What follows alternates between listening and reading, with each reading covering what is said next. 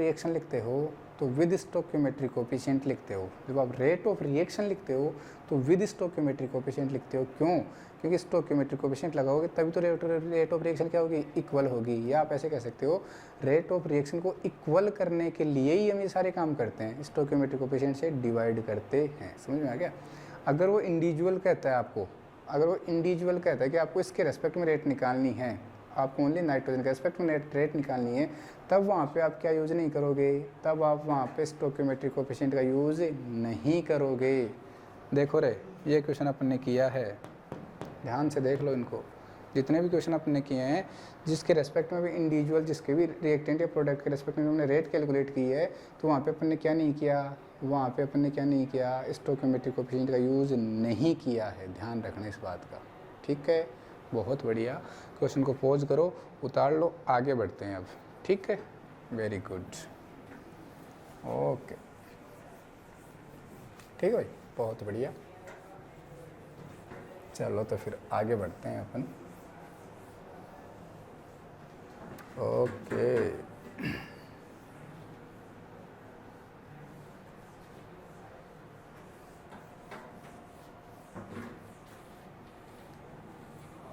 चलो, मज़ा आया? बोलो रे, बहुत मज़ा आएगा रे, बहुत ही मज़ा आएगा। बस ज़िंदगी का सारा मज़ा आ जाएगा। अब पढ़ते हैं अपन टाइप्स ऑफ रेट। क्या पढ़ते हैं अपन? Types of rate. ठीक है भाई? जो रेट्स होती है वो 3 टाइप की होती है, तो आप लिख लेना। Rate of reaction are of 3 types, are of 3 types. ठीक है, एक बार नाम लिख लेते हैं तीनों के। फर्स्ट एवरेज रेट, फर्स्ट है एवरेज रेट, सेकंड है instantaneous rate,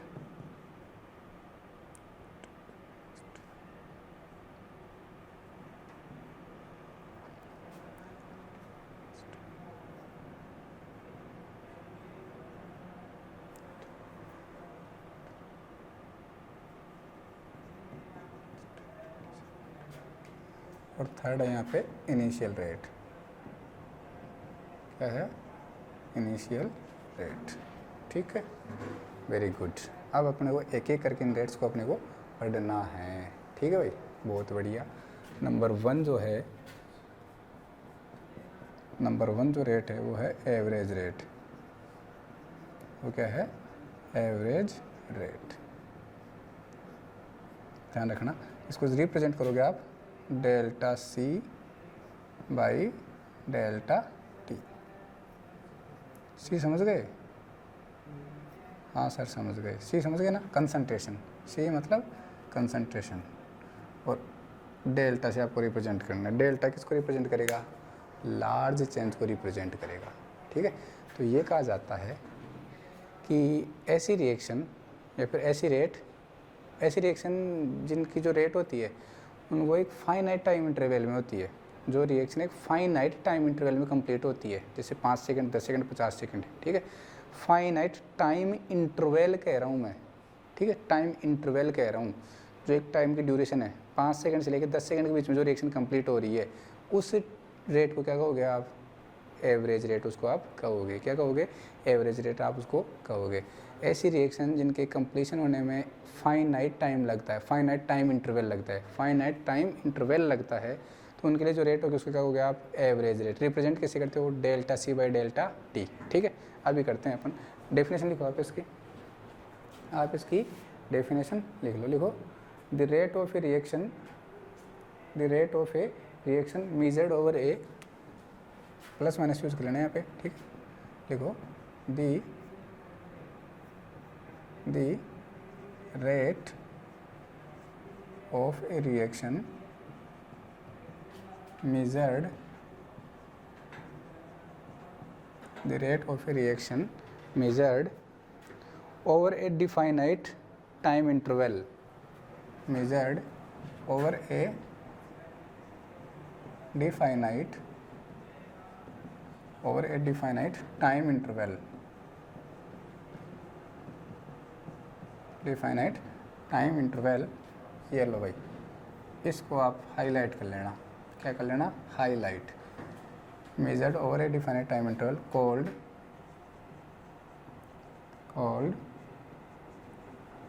average rate, called average rate. ठीक है, समझ में आ गया? Very good. अब देखो रिप्रेजेंट कैसे करते हैं? Delta C over delta T. बहुत बढ़िया। देखो फर्स्टली इसको मैं कैलकुलेट कर रहा हूँ फॉर रिएक्टेंट हम इसको कैलकुलेट कर रहे हैं।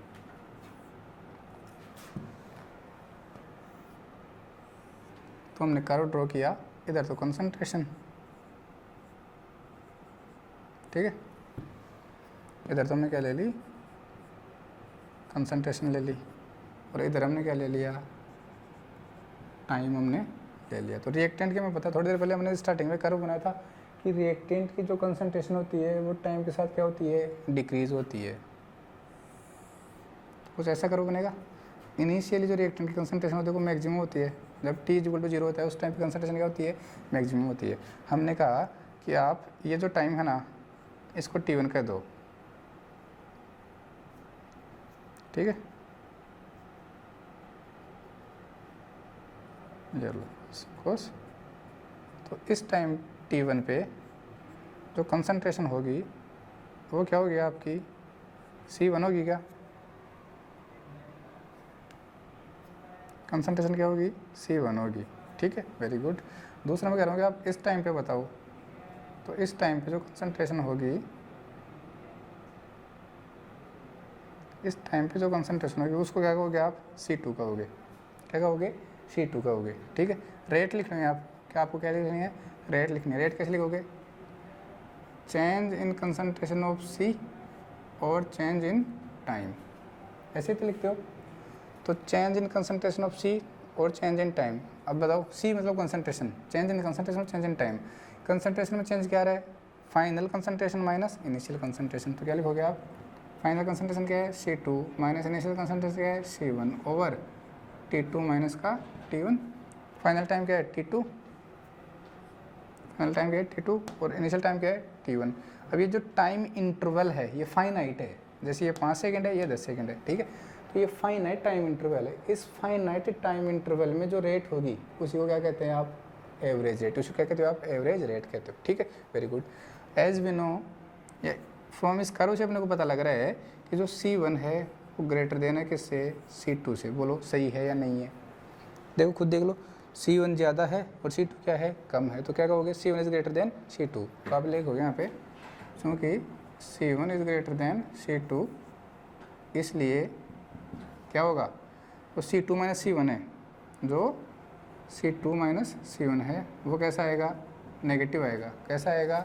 नेगेटिव आएगा। तो आप ये जो डेल्टा C ये रेट है ये कैसी हो जाएगी? नेगेटिव हो जाएगी। तो क्या आएगा? रिप्रेजेंटेशन क्या हो जाएगा? माइनस का delta C over delta T। बोलो समझ में आया या नहीं आया? समझ में आया या नहीं आया? वैसे भी रिएक्टेंट के एस्पेक्ट में लिख रहे हो तो साइन क्या है? नेगेटिव आना चाहिए, आ गया। ठीक है, समझ में आ गया? बहुत बढ़िया। अगर समझ में आ गया तो नंबर 2 बोलो किसके लिए बनाओगे? For product. तो हमने पढ़ रखा है, स्टार्टिंग में अपने पढ़ा था, अच्छे से पढ़ा था, बहुत अच्छे से। इधर तो आप क्या लिखोगे? कंसंट्रेशन लिखोगे। एक काम की बात बताऊँ क्या? बताऊँ? C1 को आप R1 कह सकते हो, C2 को आप R2 कह सकते हो। R फॉर रिएक्टेंट की कंसंट्रेशन हो जाएगी। ऐसे ही प्रोडक्ट के लिए बनाओगे ना तो P1 P2 कह देना उसको। क्या कह देना? P1 P2। तो P2 माइनस P1 हो जाएगा, मतलब प्रोडक्ट हो जाएगा, और R1 माइनस R2 क्या हो जाएगा? रिएक्टेंट हो जाएगा। ऐसे करना है। चाहो तो आपकी इच्छा, चाहो तो आप C मान सकते हो, मुझे कोई दिक्कत नहीं है, मेरे को तो क्या दिक्कत होगी? ठीक, आपकी इच्छा। और हम आपकी इच्छा के खिलाफ बिल्कुल भी नहीं जा सकते। हम आपकी इच्छा के खिलाफ बिल्कुल भी नहीं जा सकते। प्रोडक्ट की कंसंट्रेशन इनिशियल में 0 होती है, लेकिन एज पर टाइम प्रोडक्ट की कंसंट्रेशन क्या होती है? इंक्रीज होती जाती है। हमने कहा कि इस टाइम इंटरवल t1 पे, ये टाइम है आपका t1, ये टाइम क्या है t1, इस पे जो कंसंट्रेशन है वो क्या है C1 है। अब मैं कह रहा हूँ आप तो इस टाइम पे बताओ भाई, ये टाइम क्या है C2 है, तो इस टाइम पे जो कंसंट्रेशन आएगी वो क्या हो जाएगी C2, ठीक है। T2 टाइम पे कंसंट्रेशन आ जाएगी C2 आ जाएगी। अब बताओ कौन ज़्यादा, यहाँ से पता लग रहा है ना कौन ज़्यादा, C2 ज़्यादा है किससे C1 से, C2 ज़्यादा है किससे C1 से। देखो ध्यान से देख लो आराम से, कंसंट्रेशन ऑफ इंक्रीज हो रही है। अब ये कहेगा कि इस फाइनाइट टाइम इंटरवल जो है T2 T1, इस फाइनाइट टाइम इंटरवल में आपको रेट ज्ञात करनी है, तो यहाँ जो रेट आएगी वो क्या कहलाएगी एवरेज रेट वो कहलाएगी, ठीक है। यहाँ रेट कैलकुलेट करोगे कैसे आएगी, delta C over delta T। Final concentration क्या है C2, इनिशियल कंसंट्रेशन क्या है C1, क्या हो जाएगा T2 माइनस का T1, क्योंकि C2 is greater than C1 then C2 minus C1 is equal to क्या आएगा पॉजिटिव आएगा। तो आपके पास जो रेट है, वो क्या जाएगी प्लस का delta C over delta T, ये आपकी रेट आ जाएगी किसके रेस्पेक्ट में, with respect to product, rate with respect to product, और ये क्या आ जाएगी rate with respect to reactant. बोलो भाई ये एवरेज रेट आपको समझ में आई या नहीं आई, आ गई तो बहुत अच्छी बात है, अगर समझ में आ गई तो ठीक है, वेरी गुड। अब देखो कौन सी रेट पढ़ने जा रहे हैं, इंस्टेंटेनियस रेट, कौन सी इंस्टेंटेनियस रेट, कौन सी रेट इंस्टेंटेनियस रेट। अब देखो नाम से ही पता चल रहा है इंस्टेंटेनियस। अब आपको टाइम इंटरवल से कोई मतलब नहीं है, अगला कह रहा है आप तो इस इंस्टेंट पे बताओ, कोई एक इंस्टेंट करे बोले 5 सेकंड में रेट बताओ, आप चल रहा है ये क्या हो गया, क्या करेगा ये कहेगा कि आप तो 5 सेकंड भी रेट बता दो, तो जो आपको पर्टिकुलर कोई इंस्टेंट वो देगा, ठीक है। जो एग्जामिनर आपको कोई पर्टिकुलर इंस्टेंट देगा कि आपको इस इंस्टेंट पे क्या बतानी है रेट बतानी है, तो उस रेट को क्या कहोगे इंस्टेंटेनियस रेट, इंस्टेंटेनियस रेट उसको आप कहोगे, ठीक है। पर्टिकुलर इंस्टेंट पे जो रेट होती है उसको क्या कहोगे इंस्टेंटेनियस रेट। जैसे वो कह देगा नहीं भाई हमें तो इस इंस्टेंट पे रेट बताओ, हमें तो इस इंस्टेंट पे रेट बताओ, तो अब उसने टाइम इंटरवल तो कहा ही नहीं, उसने 2 टाइम तो आपको दिए नहीं, केवल एक ही टाइम में दिया, कोई भी इंस्टेंट दे दिया। तो जो इंस्टेंटेनियस रेट होती है क्या उसके लिए डेल्टा जो T है टेंड्स टू 0 हो सकता है क्या, समझ गए। जो इंस्टेंटेनियस रेट है वो क्या है, उसके लिए तो टाइम इंटरवल की तो ज़रूरत ही नहीं है आपको, वो तो कोई पर्टिकुलर इंस्टेंट कहेगा कि 5 सेकंड 10 सेकंड 50 सेकंड कोई भी एक इंस्टेंट कहेगा, उस इंस्टेंट पे आप रेट बताओ।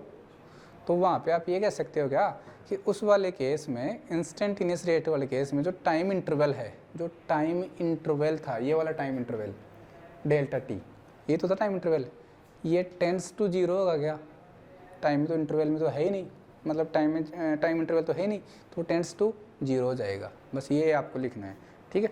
तो दूसरी रेट जो आएगी, दूसरी जो रेट आएगी वो क्या होगी इंस्टेंटेनियस रेट, ठीक है। दूसरी जो रेट होगी वो कौन सी होगी इंस्टेंटेनियस रेट, क्या कहोगे rate at any instant called instantaneous rate, ठीक है। तो दूसरी जो अपनी रेट है वो है instantaneous rate.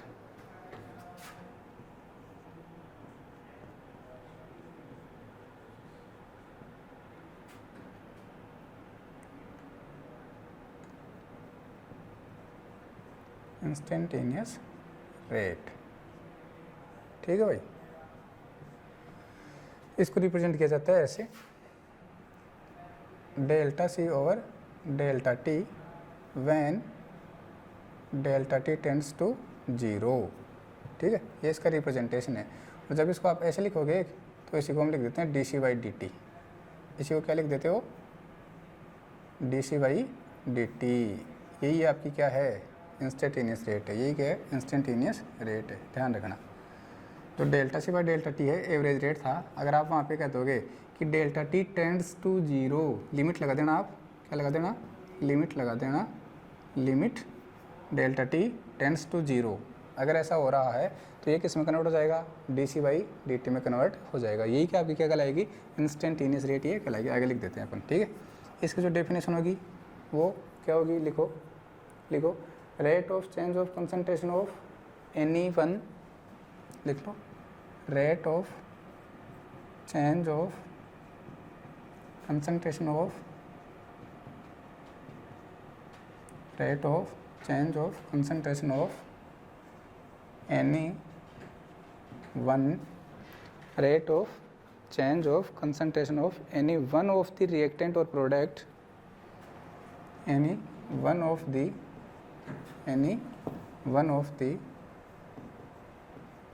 reactant or product at a particular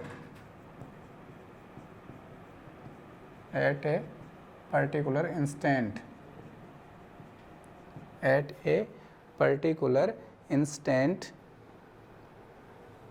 ठीक है, particular instant of time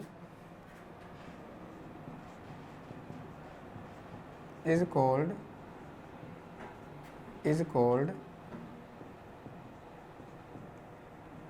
instantaneous rate, ठीक है। ध्यान रखना, नोट डाल के लगा लेना यहाँ पे,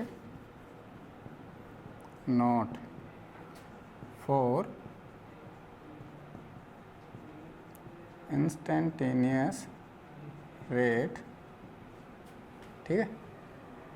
टाइम इंटरवल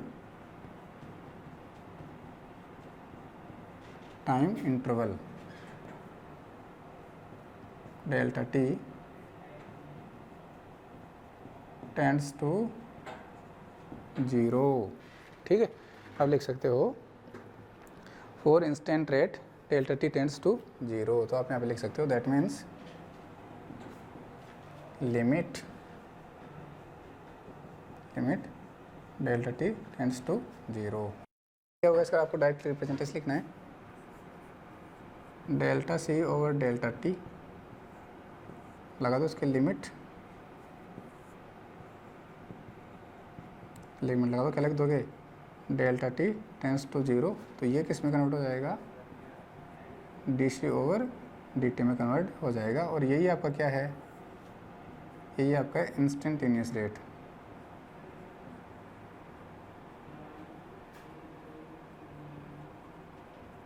इंस्टेंटेनियस ये रेट होती है, ध्यान रखना। आ गया समझ में, वेरी गुड। अगर ये समझ में आ गया तो तीसरा लिख लो आप, इनिशियल रेट,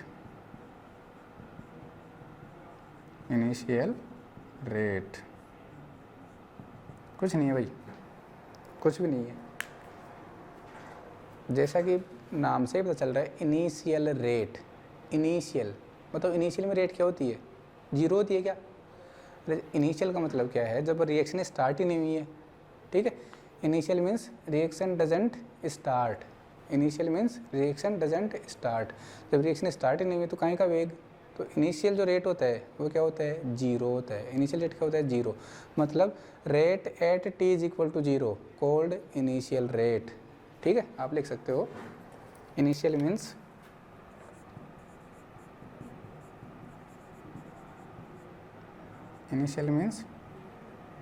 क्या होता है, बताओ, रेट या फिर initial means reaction doesn't proceed, so rate become 0। या फिर आप ऐसे कह सकते हो, और at time t is equal to 0 rate is 0 called initial rate, कुछ भी कह सकते हो आप, ठीक। तो आप ये कह सकते हो dc/dt when t is equal to 0, क्या कह सकते हो, dc/dt when t is equal to 0। ये आपकी क्या कहलाएगी? इनिशियल रेट ऑलवेज क्या होगी? 0 होगी। लिख लेना, initial rate always 0। Initial rate का मतलब ही क्या है? रिएक्शन स्टार्ट ही नहीं हुई है। रिएक्शन स्टार्ट नहीं होगी तो कहीं की रेट, तो उस समय रेट क्या होगी? 0 होगी। ठीक है भाई, वेरी गुड। ये 3 टाइप की रेट थी। आई होप आपको ये बहुत अच्छे से समझ में आई होगी। अगर ये समझ में आ गई तो हम बढ़ते हैं आगे अपने नेक्स्ट टॉपिक की तरफ। चलो, मैं इसको कर रहा हूँ रफ, और अब अपन पढ़ने जा रहे हैं रेट लो। क्या पढ़ने जा रहे हैं? रेट लो। ठीक है भाई, क्या पढ़ने जा रहे हैं? रेट लो। रेट लो इम्पोर्टेंट है भाई। ठीक है, क्या पढ़ने जा रहे हैं? रेट लो। पहली बात तो ये कि जो रेट लो होगा ऑलवेज एक्सपेरिमेंटल होगा। रेट लो गिवन ऑलवेज एक्सपेरिमेंटली। ध्यान रखना, हमेशा ही रेट लो कैसा होगा? एक्सपेरिमेंटली गिवन होगा। आप खुद से नहीं लिख सकते, खुद से नहीं लिख सकते। ठीक है,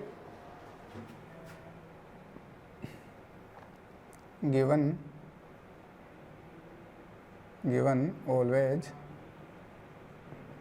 एक्सपेरिमेंटली।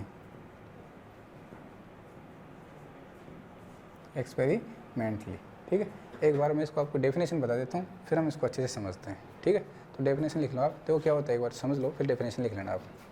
आपके पास एक इक्वेशन है n1a plus n2b will give product. आपको ये कोई रिएक्शन है जिसमें क्या मिल रहा है? आपको प्रोडक्ट मिल रहा है। तो आपने पढ़ रखा है, लॉ ऑफ मास एक्शन पढ़ रखा है।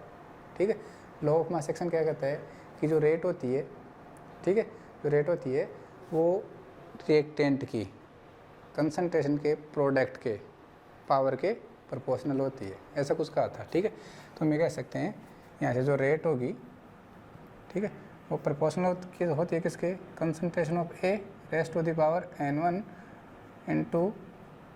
Into concentration of B raised to the power n2। ये होती है रेट। ठीक है, ध्यान रखना भाई, ये क्या होती है?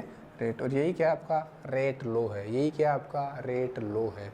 तो एक बार मैं इसके आपको डेफिनेशन लिखवा देता हूँ यहाँ पे। ठीक है, रेट लो की मैं आपको क्या लिखवा देता हूँ? डेफिनेशन लिखवा देता हूँ। लिखना, according to law of mass action, according to law of mass action, कक्षा 11 क्लास 11th स्टैंडर्ड 11th आपने पढ़ रखा होगा, गुलबर्ग एवं वेगे। ठीक है ना, केमिकल इक्विलिब्रियम वाले चैप्टर में।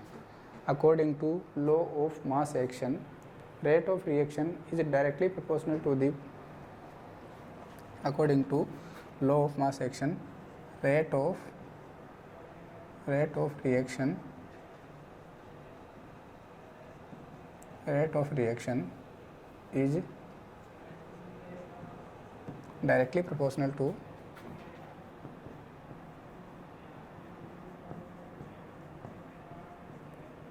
is directly proportional to the product of concentration of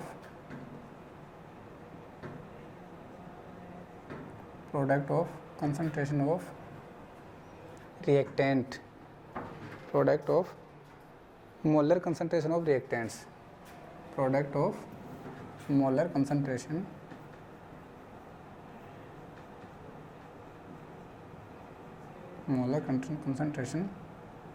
of reactants,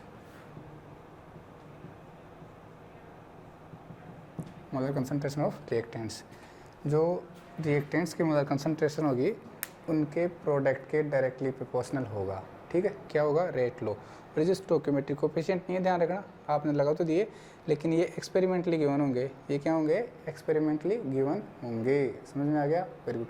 ध्यान रखना, आप चाहो तो यहाँ पे लिख लेना, चाहो तो यहाँ लिख लेना रेट लो always given experimentally। ध्यान रखना भाई, हम खुद से कभी भी रेट लो नहीं देंगे। अगर आपको दिया हुआ होगा तो ये हम बता सकते हैं। हम खुद से कभी क्या नहीं लिखेंगे, रेट नहीं लिखेंगे किसी की भी। ध्यान रखना, रेट लो हमेशा क्या दिया जाएगा, एक्सपेरिमेंटली आपको दिया जाएगा। देखो भैया कि देखो क्या किया अपन ने, रेट इज इक्वल टू, अब प्रोपोर्शनलिटी के साइन को उठा दिया तो एक कांस्टेंट लगा दिया के।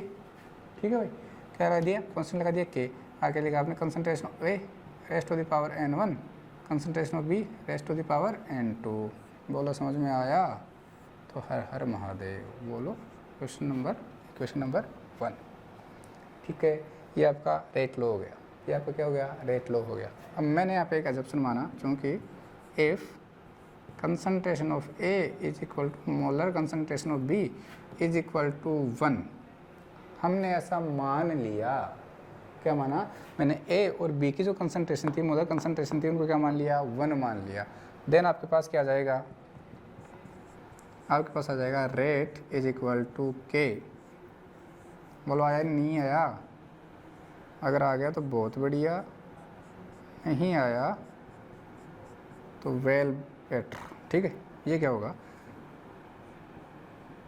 This is called specific rate. This is called specific rate. ध्यान रखना भाई, अंडरलाइन कर लेना। This is called specific rate. क्या कहते हैं इसी को, स्पेसिफिक रेट अपन कहते हैं। अब ये स्पेसिफिक रेट क्या होती है, डेफिनेशन दोगे इसकी तो दे दो भाई। स्पेसिफिक रेट क्या होती है, क्या डेफिनेशन दोगे बोलो? इसके डेफिनेशन ऐसे दे सकते हैं, when in rate law when molar concentration of A या फिर molar concentration of reactants are unity, then rate is equal to rate constant. एक बार पहले ये देख लो के कौन है यहाँ पे जो के है, here K is equal to proportionality constant, proportionality constant. ठीक है भाई, और रेट कांस्टेंट। ध्यान रखना भाई, रेट क्या है, रेट कांस्टेंट। आप इसको ध्यान रखना अच्छे से।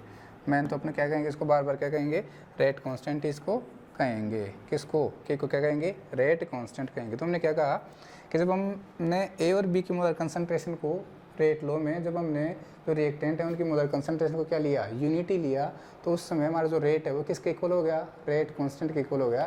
तो उसी को हम क्या कहेंगे, स्पेसिफिक रेट अपन कहेंगे। ठीक है, स्पेसिफिक रेट ऑफ रिएक्शन को कहते हो, स्पेसिफिक रेट ऑफ रिएक्शन अपन उसको कहते हैं। तो लिखो आप, in rate low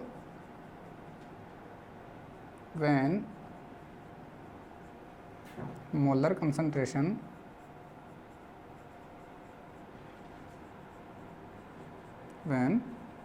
molar concentrations of reactants the molar concentration of reactants are unity then rate become equal to the rate constant,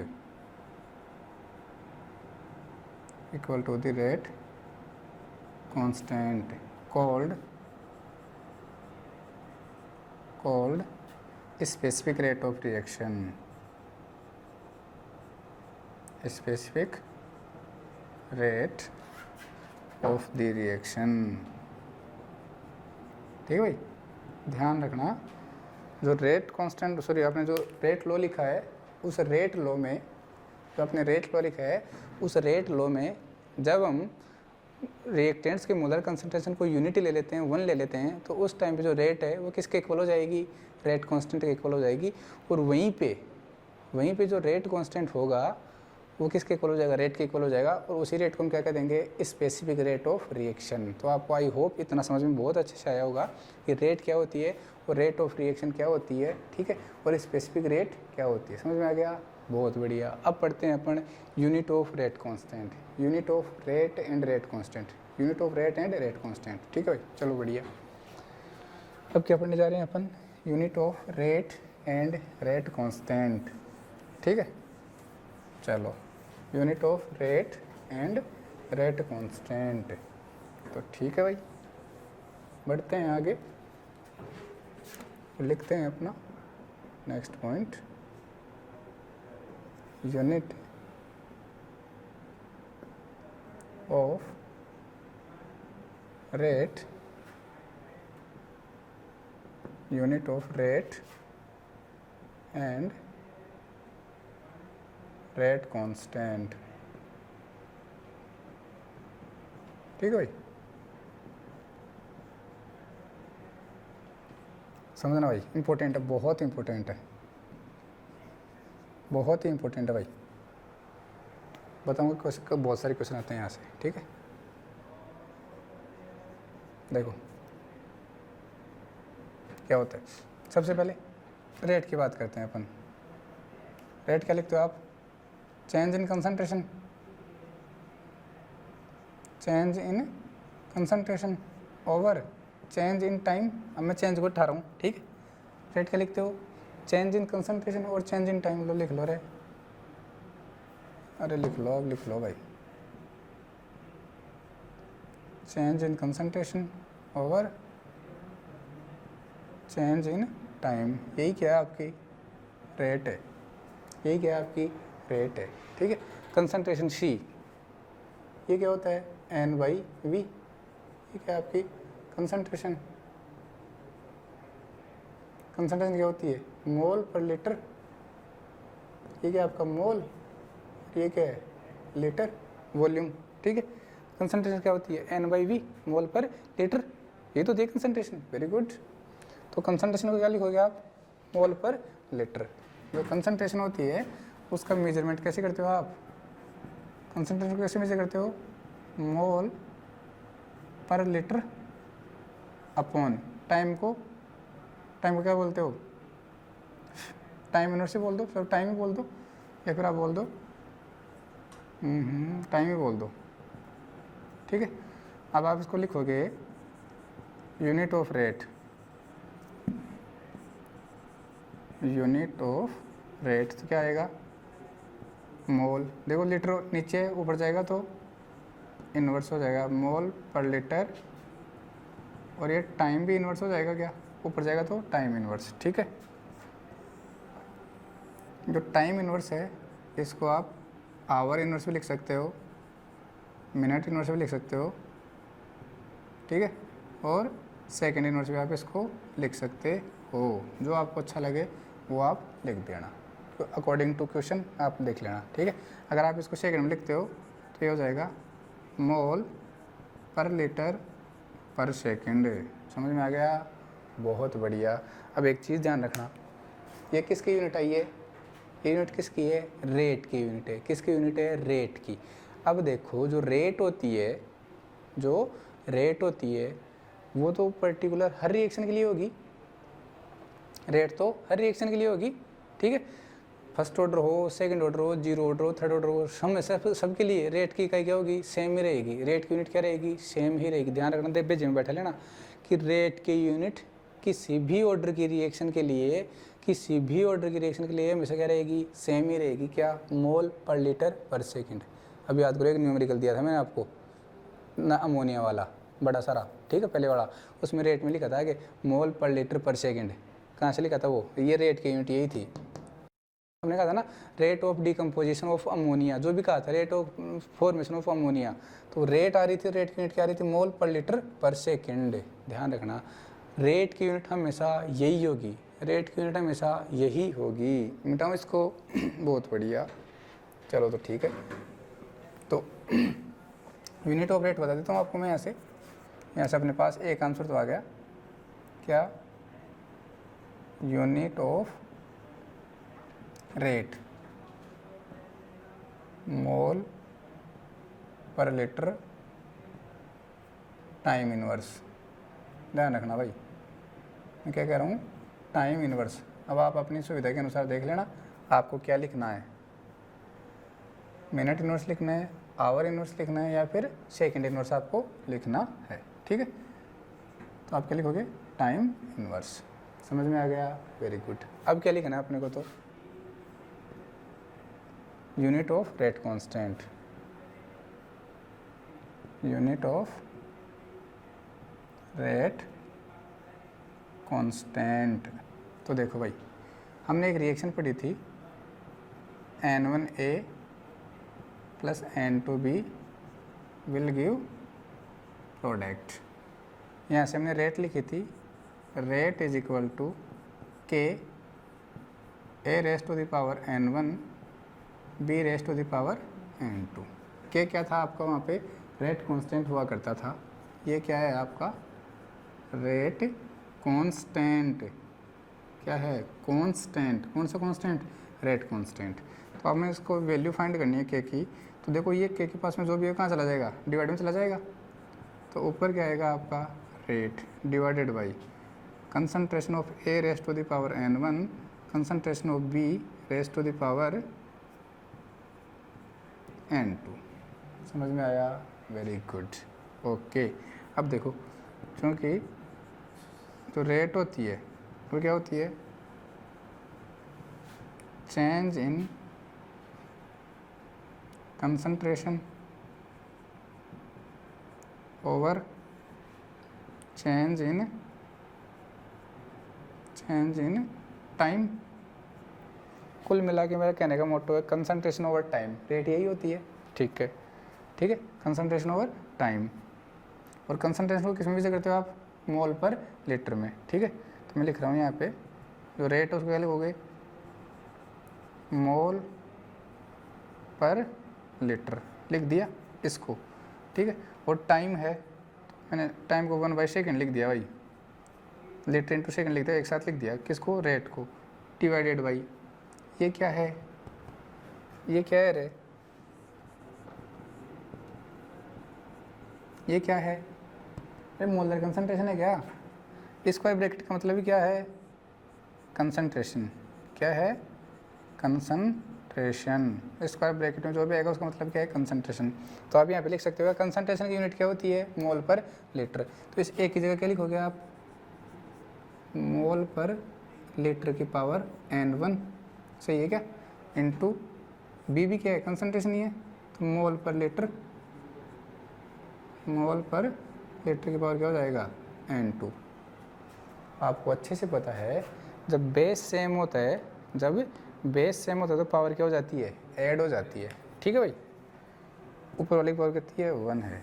तो आपने देखा K इज इक्वल टू, ऊपर आपके पास आया मोल per litre 1/सेकंड divided by mole per litre, इसकी power हो गया N1 plus N2। ठीक है, अब अपनी मर्जी हम किसी को कुछ भी कहें, अपनी मर्जी हम किसी को कुछ भी कहें। मैंने N1 प्लस N2 क्या कह दिया, डेल्टा N कह दिया। और जो डेल्टा N है यही है आपका ऑर्डर ऑफ रिएक्शन, यही क्या है आपका ऑर्डर ऑफ रिएक्शन। अपनी मर्जी अपन कह रहे हैं। अब देखो क्या हो जाएगा, K is equal to mole per litre, इसकी पावर तो 1 है, और नीचे क्या आ गया, मोल पर लीटर, इसकी पावर डेल्टा N। ठीक है, वेरी गुड। इस मोल पर लीटर को उठा के एज इट इज ऊपर ले जाओ, तो ये पावर किस में जाएगी, माइनस में। ऊपर आपके पास है मोल पर लीटर, इसकी पावर 1 डॉट, इसको आप ऊपर ले गए, मोल पर लीटर, इसकी पावर माइनस का डेल्टा N। ठीक है भाई, ध्यान रखना, इसको एज इट इज लेके ऊपर तो, और इंटू 1/सेकंड आपका है, बेस सेम है, पावर ऐड हो जाएगी। तो क्या आएगा, K is equal to mole per litre raise to the power 1 minus का डेल्टा N। इंटू 1/2 समझ में आ गया। या फिर आप कह सकते हो K is equal to mole per litre raise to the power 1 minus का delta n into second inverse, ठीक है, इंटू सेकेंड इनवर्स। ये लो दोनों फॉर्मूले हैं, बात एक ही है। ये फॉर्मूले किसके आ गए आपको, ये फॉर्मूले किसके आ गए, रेट कांस्टेंट की यूनिट फाइंड करने के फॉर्मूले आ गए। यहाँ से बहुत सारे क्वेश्चंस पूछे जाते हैं एग्ज़ाम में, ठीक है, बहुत सारे क्वेश्चंस यहाँ से पूछे जाते हैं। अब एक एक करके अपन क्वेश्चंस को सोल्व करते हैं, ठीक है। इधर देखो, आपको केवल ये फॉर्मूला याद रखना, इसके अलावा कुछ भी याद नहीं रखना। ये फॉर्मूला याद रखना, इसके अलावा कुछ भी याद नहीं रखना, ठीक है। दिख रहा है, चलो ठीक है। For zero order reaction, for zero order reaction क्या होगा, delta N is equal to क्या होगा, 0 होगा, ठीक है। डेल्टा एन की वैल्यू क्या होगी, 0 होगी। बहुत बढ़िया, वेरी गुड। अब देखो, जैसे आप इसकी वैल्यू 0 पुट करोगे तो 1 माइनस 0 क्या हो जाएगा, 1। अब मोल की पावर 1 और लीटर की पावर नीचे 1 है, ऊपर लेके जाओगे तो -1 हो जाएगी। तो क्या करोगे, K is equal to mole per litre पर सेकंड हो जाएगा क्या, और एक K0 का दोगे आप इसको, जीरो ऑर्डर के लिए जो रेट कांस्टेंट उसको क्या दोगे, K0, यूनिट क्या गई, मोल पर लीटर पर सेकंड। अब मुझे बताओ, जो जीरो ऑर्डर रिएक्शन है, जीरो ऑर्डर रिएक्शन है, उसकी रेट की यूनिट क्या आएगी, जीरो ऑर्डर रिएक्शन की रेट की यूनिट क्या आएगी, मोल पर लीटर पर सेकंड, और रेट कांस्टेंट की यूनिट भी सेम ही है। अभी बताऊंगा, आप को चिंता मत करो, ठीक है। ये फर्स्ट हो गया। Second, for first order reaction क्या होगा बोलो, डेल्टा एन की वैल्यू क्या होगी, 1 होगी, ठीक है। देखना भाई, तो क्या आ जाएगा आपके पास, K1 is equal to mole per litre की power 1 minus 1 into second inverse. तो आप कह सकते हो K1 is equal to mole per litre की पावर 0 इंटू सेकेंड इनवर्स। चूँकि A raise to the power is equal to 0 is equal to होता है 1, इसलिए K1 इज इक्वल टू आ गया second inverse. K1 is equal to आ गया second inverse. अच्छी बात है ना सर, बहुत अच्छी बात है कि किसी की भी पावर 0 की वैल्यू का मतलब क्या होता है, किसी की भी पावर 0, इसकी वैल्यू कितनी होती है, 1 होती है। अच्छी बात है, बहुत ही अच्छी बात है। हम शुरू से यही पढ़ते हैं कि A raise to the power 0 is equal to 1, A raise to the power 0 is equal to 1। But why क्यों होता है ऐसा, प्रूफ कर सकते हो, अरे प्रूफ कर सकते हो इस चीज़ को। हाँ मैं मानता हूँ एडिशनल चीज़ है, आपको यहीं तक बताना चाहिए था कि किसी की भी पावर 0 की वैल्यू कितनी होती है, 1 होती है। बिल्कुल सही है ये बात, लेकिन आपको ये जानने की इच्छा है क्या कि ये वैल्यू 0 की, किसी की पावर 0 की वैल्यू 1 कैसे होती है, ठीक है। तो मैं बता देता हूँ आपको, बहुत सारे तरीके हैं, मैं ओनली मामूली सा तरीका बता रहा हूँ, सारे तरीके नहीं बताऊँगा, केवल एक तरीका बताऊँगा आपको, ठीक है। तो यहाँ देख लें, चलो वहीं देख लेते हैं, फिर वापस मिटा दूंगा मैं उसको, ठीक है, वापस मैं उसको मिटा दूंगा। देखना भाई, मैं लिख रहा हूँ 2 raise to the power 3 minus का 3। बोलो रे, आपके पास क्या था, हमारे पास आ गया, देखो 3 की पावर 0 आ गया, किसी की पावर 0 आ गया, ठीक है। मैंने 3 की पावर 0 लिखा, तो आप इसको ऐसे लिख सकते हो क्या, 3 की पावर 2 माइनस का 2 लिख सकते हो क्या। इसका मतलब यही तो है, 2 माइनस 2 मतलब 0, 3 की पावर क्या हो जाएगा, 2 माइनस 2। तो अगर इसको ऐसा लिख सकते हैं तो आप मुझे ये बताओ कि इसको मैं ऐसे ही लिख सकता हूँ क्या, 3 raise to the power 2 dot 3 raise to the power minus का 2 लिख सकते हैं ऐसा, बिल्कुल लिख सकते हैं। जब बेस सेम होता है तो पावर क्या हो जाती है, ऐड हो जाती है, तो ये आएगा, इससे ही आ जाएगा। Very good. अगर ऐसा लिख सकते हैं तो हम इसको ऐसे भी लिख सकते हैं क्या, 3 रेज़ टू द पावर 2 और 3 रेज़ टू द पावर 2। बोलो देखें, लिख सकते हैं क्या, अरे लिख सकते हैं, अरे लिख सकते हैं, दोनों को आपस में कैसे भी अपन लिख सकते हैं, ठीक है। तो 3 raise to the power 2 9, 3 raise to the power 2 9, 9 1 जा 9, कितना आ गया 1 आ गया। एनी पावर सॉरी किसी की भी पावर 0 की वैल्यू कितनी आएगी 1 आएगी। क्यों आएगी? आई होप आपको बहुत अच्छे से एग्जाम्पल समझ में आया होगा। जिनको आता था अच्छी बात है, जिनको नहीं आता था उनके लिए और भी अच्छी बात है कि देखो हमने सीख लिया, आज तक नहीं सीखा होगा लेकिन अब हमने सीख लिया कि किसी की भी पावर जो 0 होती है उसकी वैल्यू कितनी होती है 1 होती है। अब रटना नहीं पड़ेगा 0 की पावर 1 क्यों होती है, समझ में आ गया, बहुत अच्छी बात है, ठीक है। चलो तो फिर आगे चलते हैं। For second order, for second order क्या कहोगे? डेल्टा एन की वैल्यू कितनी कहोगे 2। डेल्टा एन क्या है? Order of reaction. Delta N की वैल्यू कितनी कहोगे 2 कहोगे, ठीक है। क्या लिखोगे? K2 इज इक्वल टू, ये ध्यान रखना भाई, फर्स्ट ऑर्डर के लिए ये रेट कांस्टेंट की यूनिट क्या होती है मोल। सेकंड इनवर्स क्या होती है? Only second inverse. बहुत बार पूछा गया है क्वेश्चन, पता है क्या पूछता है? आपको एक रिएक्शन देगा, for a reaction the value of rate constant is equal to 3 × 10⁻², second inverse, then find the order of reaction. अब आप कंफ्यूज हो गए, अरे सर ये क्या दे दिया उसने तो केवल एक वैल्यू दी है और वो भी किसकी? रेट कांस्टेंट की। और पूछा क्या है? ऑर्डर ऑफ रिएक्शन पूछा है।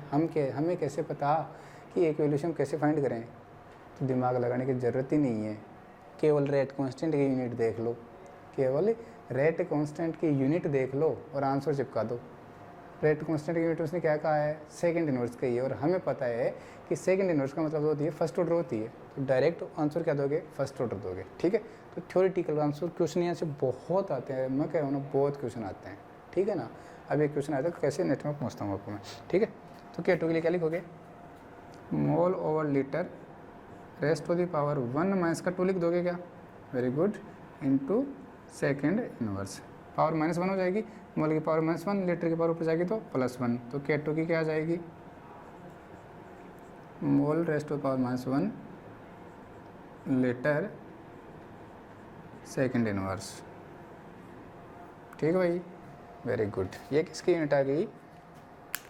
सेकेंड ऑर्डर के रेट कांस्टेंट की यूनिट आ गई। तो आप क्या करो, इसको अच्छे से पोज करके बहुत अच्छे से उतार लो, फिर मैं आपके लिए फटाफट 2 क्वेश्चन लिखता हूँ, ठीक, वेरी गुड। चलो आगे लिखते हैं। मिटाऊँ? ये लो भाई, आपकी इच्छा पूरी कर दी हमने, ओके। अब अपन चलते हैं आगे।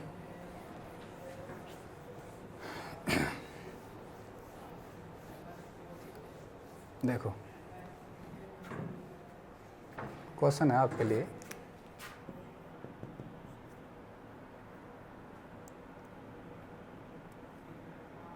Find for a given reaction rate constant is rate constant is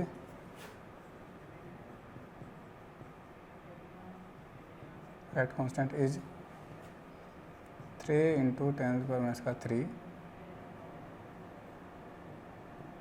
mole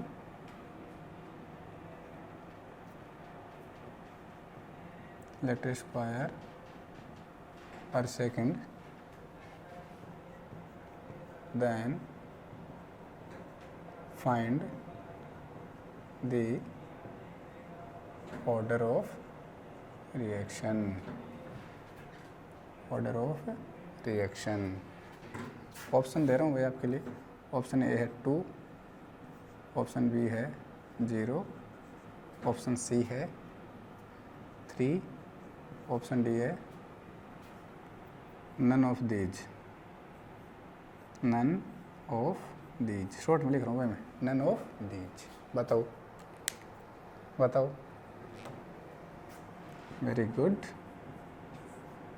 जिसने भी आंसर ए दिया है, किसने दिया है? Hands up, very good. तो जिसने भी आंसर ए दिया है उनका आंसर बिल्कुल क्या है, गलत है। सेकंड ऑर्डर तो ये हो ही नहीं सकती। कौन सी है, थर्ड ऑर्डर। बिल्कुल जिसका आंसर सी है वो एकदम राइट है।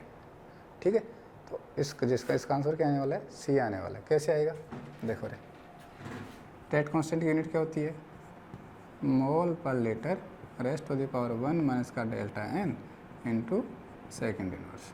ठीक है, आपको इससे कोई मतलब नहीं है, आपको तो ये देखो, आपको तो ये देखनी है। ठीक है, वेरी गुड। देखो अगर आप डेल्टा एन की वैल्यू 3 रखते हो तो क्या आएगा, 1 माइनस 3 क्या आ जाएगा, माइनस का 2 आ जाएगा क्या, ये लो। तो सीधा सीधा देखो भाई, मोल की पावर माइनस का 2, लीटर की पावर माइनस 2 होगी, ऊपर जाएगा तो प्लस 2 हो जाएगा। तो ये लीटर की पावर 2 और ये सेकेंड इनवर्स। देखो देखें, यही है। फर्स्ट ग्रेड 2020, फर्स्ट ग्रेड 2020 के अंदर क्वेश्चन था ये। ठीक है, शायद मेरे को कन्फर्म याद नहीं है फर्स्ट ग्रेड में था या नेट में था, शायद फर्स्ट ग्रेड में ही था, ये क्वेश्चन था। ठीक है, फर्स्ट ग्रेड में ये क्वेश्चन था कि एक रेट कांस्टेंट की यूनिट दे रखी थी, वो बोला ऑर्डर बताओ कौन सी ऑर्डर की रिएक्शन होगी। तो बता सकते हो, जल्दबाजी में सेकंड ऑर्डर में चिपका देना। क्या देखो सर, मीटर मोल की पावर माइनस 2 लीटर की पावर 2 मिल गया, फॉर्मूला अपने को याद नहीं है, चिपकाओ सेकंड ऑर्डर। ऐसा बिल्कुल भी मत कर देना, जल्दबाजी हमेशा सेहत के लिए हानिकारक होती है। ठीक है भाई, very good. Question number 2, question number 2 without optional, option उसमें नहीं है। What is the unit of rate and rate constant, what is the unit of rate and rate constant for second order reaction, for second order reactions। कर लोगे करो। what is the unit of rate and rate constant of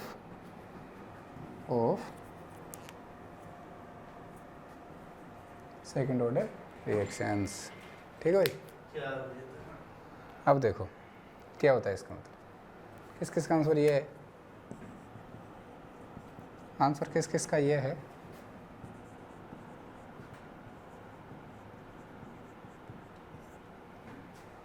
ठीक है, तो जिसका भी answer है वो थोड़ा सोचो। क्वेश्चन में क्या कहा है, रेट एंड रेट कांस्टेंट दोनों पूछिए। तो मैंने कह रखा है, ये लिखा हुआ यूनिट ऑफ रेट, चाहे कोई सी ऑर्डर की पूछे, चाहे किसी भी ऑर्डर के लिए ही पूछे। ठीक है, यूनिट ऑफ रेट ऑलवेज क्या रहेगी, यही रहेगी, मोल पर लीटर पर सेकंड। ठीक है भाई, और यूनिट ऑफ रेट कांस्टेंट किसके लिए, सेकंड ऑर्डर के लिए। तो आपको फॉर्मूला पता है, मोल अपॉन लीटर इसके पावर 1 माइनस का delta N into second inverse. Delta N की वैल्यू क्या पुट करोगे, 2 पुट करोगे, तो 1 माइनस का 2 क्या होगा, 1 माइनस का 2 होगा -1। तो यहाँ पे कितना जाएगा, -1, मोल की पावर -1, लीटर की पावर नीचे -1 तो ऊपर जाएगा तो +1। तो क्या हो जाएगा, मोल की पावर -1 लीटर सेकेंड इनवर्स। ये आएगा किसके लिए, सेकंड ऑर्डर के लिए। ठीक है, तो ये तो यूनिट किससे आएगी, रेट की, और वो वाले किसकी आ जाएगी, रेट कांस्टेंट की। देखो 4 ऑर्डर के लिए, देखो 4 ऑर्डर, देखो क्वेश्चन को ध्यान से पढ़ा करो। 0 ऑर्डर के लिए जो रेट होती है उसकी यूनिट क्या होती है, मोल पर लीटर पर सेकंड, और रेट कांस्टेंट की यूनिट क्या होती है, मोल पर लीटर पर सेकंड। ठीक है, ध्यान रखना, संयोग से ऐसा हो गया कि दोनों की यूनिट क्या आ गई, सेम आ गई। 0 ऑर्डर के लिए ऐसा होता है कि रेट एंड रेट कांस्टेंट की यूनिट क्या होती है, सेम होती है, बाकी और किसी के लिए ऐसा नहीं होता। ठीक है भाई, आगे देखो, फर्स्ट ऑर्डर 4 फर्स्ट ऑर्डर, देखो क्या होगा फर्स्ट ऑर्डर के लिए, क्या होगा, रेट की यूनिट क्या होगी, मोल पर लीटर पर सेकेंड। और रेट कांस्टेंट की क्या होगी? रेट कांस्टेंट क्या होगी? Second inverse. क्या होगी? Second inverse. तो ऐसे आप किसी के लिए भी क्या कर सकते हो? किसी के लिए भी रेट और रेट कांस्टेंट की यूनिट कैलकुलेट कर सकते हो।